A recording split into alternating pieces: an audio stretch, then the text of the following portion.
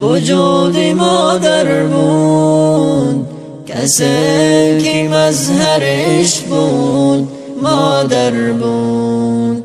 برای من به جهان هزار رنگ و فریب، کسی که مونس و غمخوار بود، مادر بود.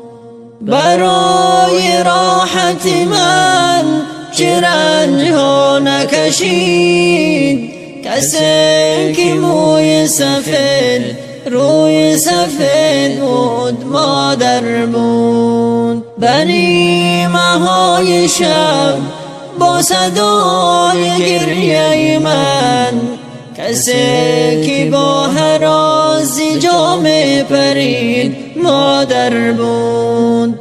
به کوچه و در راه یا در وقتی خطر، کسی که با شتاب در پیم دوید، مادر بود.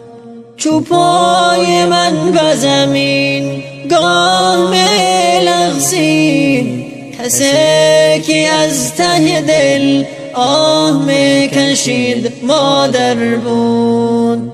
به وقت بیماری به قرار و در برم، کسی که دست بر سرم می کشید، مادر بود. به وقت بیماری به قرار و در برم، کسی که دست بر سرم می کشید، مادر بود.